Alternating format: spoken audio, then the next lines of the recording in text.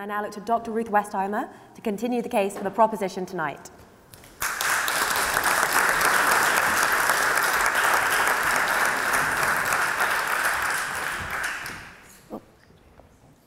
Thank you.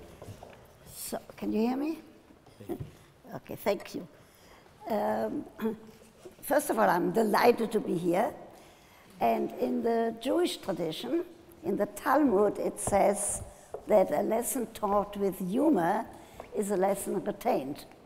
So I do believe, and I use that.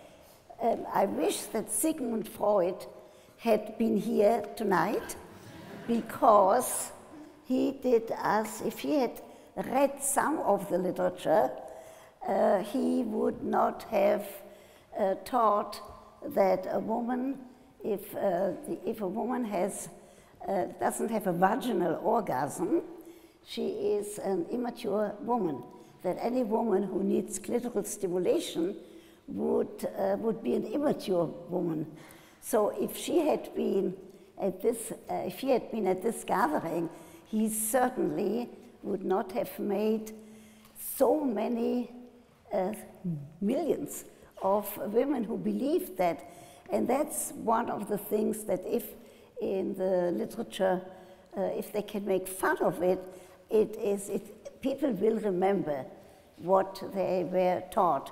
I use my late husband sometimes in my lectures, that if I never let him come to any of my talks, not even here in Great Britain, because he would sit over there where you are sitting, and he would tell all of you, don't listen to her, it's all talk.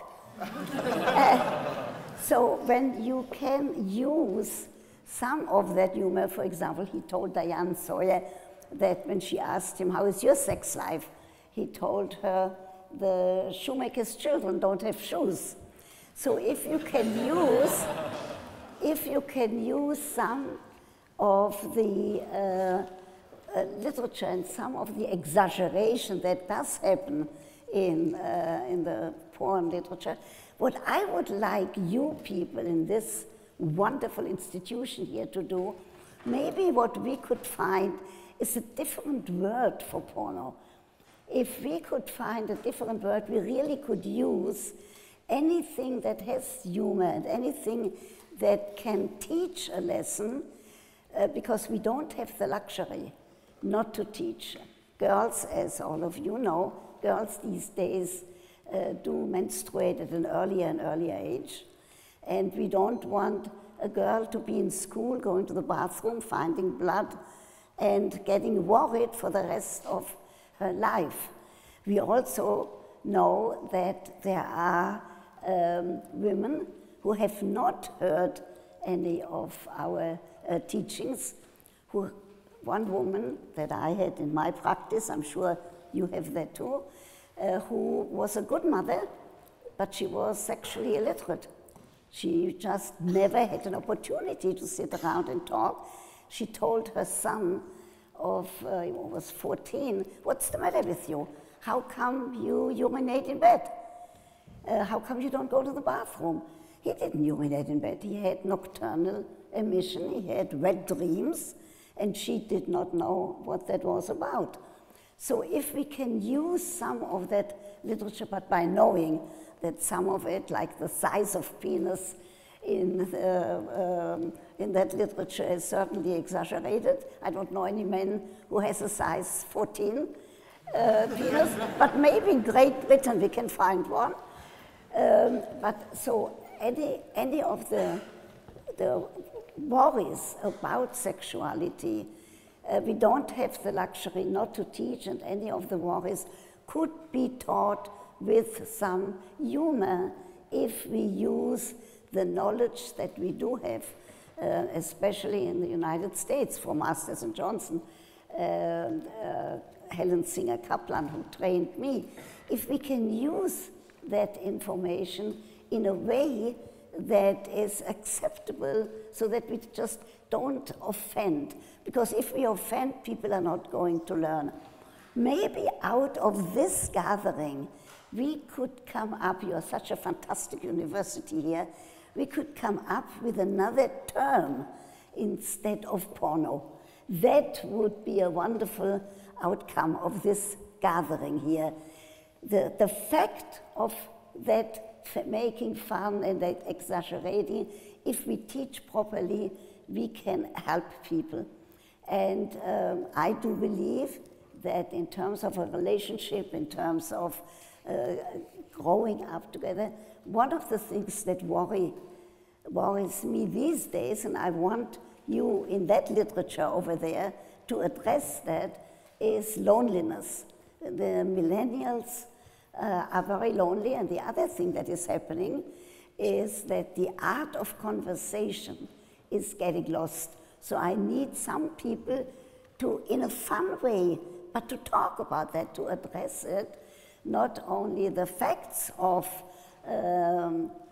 wet dreams and nocturnal emission and all of the other aspects in terms of a good sex life. I hear that, I don't know what happens in Great Britain, I hear in the United States that young people are having less sex.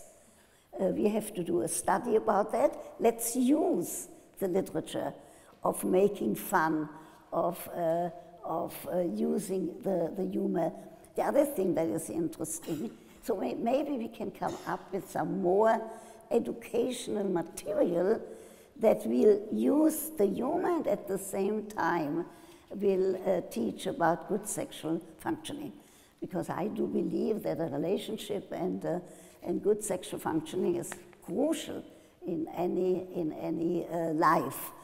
So come up with a new, another term for porno, so that people don't right away get up and say this is not acceptable.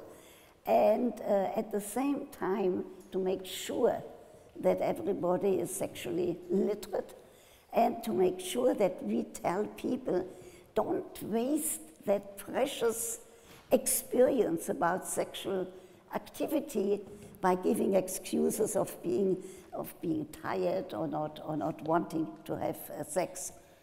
I'm worried about all of the people who are on their phones. You people, congratulations. I don't see anybody here pulling out their iPhone.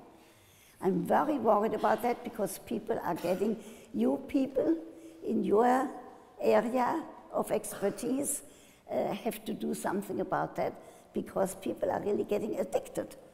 They are getting, actually, they think that the world is going under unless that they can see what happens every second. Big problems in terms of that relationship that in my experience and in my way of thinking is crucial in order to have a good sex life. It's not just the issue of teaching a woman how to have an orgasm. It's not just the issue of teaching a man who is a premature ejaculator how to be able not to ejaculate when he doesn't want to. We have all of that expertise. We know how to do that. So what we have to do is to stand up, be counted, and don't let those people who are negative about sex interfere. Tell them, stay with your opinion. I know that to use humor, I know that to be sexually literate, that to be educated is crucial. I hear that bell ring. Thank you so much.